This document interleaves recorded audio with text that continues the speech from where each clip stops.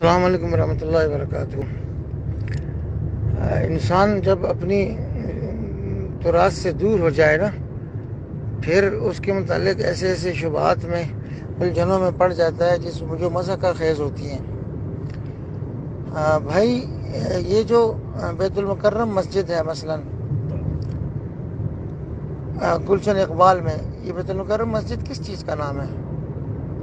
پورے احاطہ یہ بیت المکرم مسجد ہے، یہ کمپلیکس ہے، یہ کمپاؤنڈ ہے ایک۔ اس کے اندر پھر نماز پڑھنے کا حال بھی ہے، صحن بھی ہے، چبوترے بھی ہیں، مدرسہ بھی ہے، وضو خانہ اور استنجا خانہ بھی ہے، باغ بھی ہے، سب چیزیں۔ تو یہ پورا احاطہ جس کو چار دیواری نے گھیرا ہوا، یہ سارا کا سارا بیت المقدس ہے۔ اس کے اندر دو نمایاں گنبد ہیں اور باقیہ اسی کا حصہ ہیں۔ ایک میں بالکل قبلے کی طرف والی دیوار کے ساتھ ہے، وہی جس کو آپ گرے رنگ کا بتا رہے ہیں، یہاں نماز ہوتی ہے۔ اور جو اس کے صحن میں ذرا سا اونچا ہے، اس کے نیچے مقدس چٹان ہے۔ پھر اس کے آس پاس بیسیوں سبیلے ہیں، چبوترے ہیں، قبے ہیں اور مدرسے ہیں، حتیٰ کہ کچھ قبریں بھی ہیں، بیسیوں چیزیں ہیں۔ یہ سب کا سب اس بیت المقدس نامی مقدس عبادت گاہ کا حصہ ہیں۔ اس میں کوئی چیز نمایاں ہے، کچھ غیر نمایاں ہے، لیکن جو وضو خانہ بھی ہوگا، پانی کی سبیل بھی ہوگی، اس کا ایک نلکا، ایک اینٹ، یہ بھی اس کا حصہ ہے۔ نہ اس کو ہم یہ کہہ کر حیثیت گرائیں کہ یہ مسجد نہیں ہے۔ کس طرح مسجد نہیں ہے؟ مسجد کسے کہتے ہیں؟ مسجد اور اس کے متعلقات دونوں کو مسجد کہا جاتا ہے۔ اب آپ کس معنی میں کہہ رہے ہیں؟ یہودی اس کو کس معنی میں لیں گے؟ وہ کہیں گے ٹھیک ہے، پھر آگے والی لے لو جو آپ کی مسجد ہے، اور پیچھے والا یہ جو صحن میں چبوتر گنبد کے نیچے، قبہ تو صخرہ کے نیچے، زرد گنبد کے نیچے یہ صخرہ مقدسہ، یہ چھوڑ دو۔ تو ایک ان سے نہیں دستبردار ہو سکتے ہم، تو ایسی بات نہ کریں جس سے دشمن کو فائدہ ہو اور اس کے اندر تحقیق کا کوئی مشمہ بھی نہ ہو، ایسی بات نہ کریں۔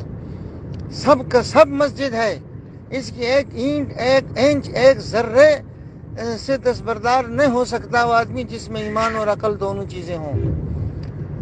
اور اس کی حفاظت فرض ہے ہر مسلمان پر، اور یہودیوں کا یہاں پر کوئی حق نہیں ہے۔ ان کو اللہ نے یہاں سے دھتکار کے نکالا ہے، ہمارے پیدائش سے بھی 2000 سال پہلے وہ مطرود اور ملعون ہوئے یہاں سے، اور مغضوب ہو کر، مردود ہو کر نکال دیے گئے۔ یہ مقدس امانت ہے، اس کے متعلق ایسی بحث نہیں کرنی جس سے دشمن کا موقف مضبوط ہو، اس کے جو خفیہ ہیلے ہیں، چالیں ہیں، ان کا مکر کا راستہ نکلے۔ ہرگز ایسی بات نہیں کرنی ہے ایسے بے جا تحقیق کے نام پر۔ مسجد اقصیٰ اس پوری کو بھی بولا جاتا ہے، اور مسجد اقصیٰ اس کا وہ خاص حصہ جس میں نماز پڑھی جاتی ہے، اس کو بطریقہ اولا بولا جائے گا۔ جیسے بیت المکرم پوری چار دیواری ہے، اور جو مسجد کا حال ہے وہ بھی ہے۔ اب مسجد میں دو جگہ ہوتی ہیں، ایک جہاں پر آپ چپل پہن کر نہیں جاتے، چپل اتار کے اعتکاف کی نیت کر کے جاتے ہیں، اور ایک اس کے متعلقات ہوتے ہیں جہاں آپ چپل بھی پہن سکتے ہیں، آپ باغ میں پھر بھی سکتے ہیں، چبوترے میں بیٹھ بھی سکتے ہیں۔ تو بیت المکرم کی مثال اس لیے لے رہا ہوں کہ اندر داخل ہوتے ہی دیکھا ہے شمال کی جانب سے ایک چبوترا بنا ہوا ہے۔ اب کوئی آپ سے کہے کہ مسجد تو وہ سامنے حال ہے، یہ چبوترا تو ہمیں دے دو، اس سے آپ نے کیا کرنا؟ تو آپ کو کیسے دے دیں؟ آپ کو تو ہم یہ جو جوتا پڑا ہوا ہے یہ بھی نہیں دیں گے۔ تو یہ ہے اس کی حقیقت بھائی، کہ ایک معنی میں کوئی کہے کہ مسجد وہ ہے، وہ ٹھیک ہے، لیکن زو معنی میں نہ کہے، وہ تو یہودیوں کا موقف مضبوط ہو جائے گا کہ ٹھیک ہے وہ آپ لے لو، اور پھر یہ، اور ہمیشہ وہ یوں ہی کرتے ہیں کہ تھوڑی سی جگہ لیتے ہیں اور اس کے بعد پھر بقیہ پر بھی قبضہ کرتے ہیں۔ یہ جو دیوار گریا ہے مسجد، اسی بیت المقدس کی ایک دیوار، اس کے باہر کی جگہ کو انہوں نے 4 فٹ کی گلی تھی 1965-66 تک، کہا کہ ہمیں کھڑے ہو کر رونا دھونا کہتے تھے، مسلمان کا لے لو، ایسے بھی سخی ہوتے ہیں، دمس کر اندر لے لو، کیا ہے، رو دو، یا اپنے نصیب پر رو یا اپنے اعمال پر رو. انہوں نے وہاں پر جو قبضہ کر کے سارے گھر گرائے، مسجد بھی وہاں تھی گرا دی، خانقاہ بھی گرا دی، پورا میدان بنا دیا. تو یہ درفشانیاں کرنے والوں سے پوچھا جائے کل اگر وہ اندر بھی اگر اس پر قبضہ کرنے اور اس کے بعد پھر اس مسجد پر بھی کریں، کیسے روکو گے انہیں؟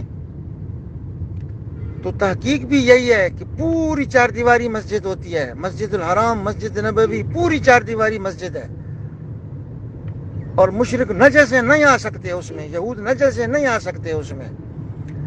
اور اس کے اندر پھر خاص حصہ وہ بطریق اولا مسجد ہوتا ہے، دونوں ہوتے ہیں، اور ہر ایک کی حفاظت مسلمانوں کا فرض ہے. والسلام علیکم ورحمۃ اللہ.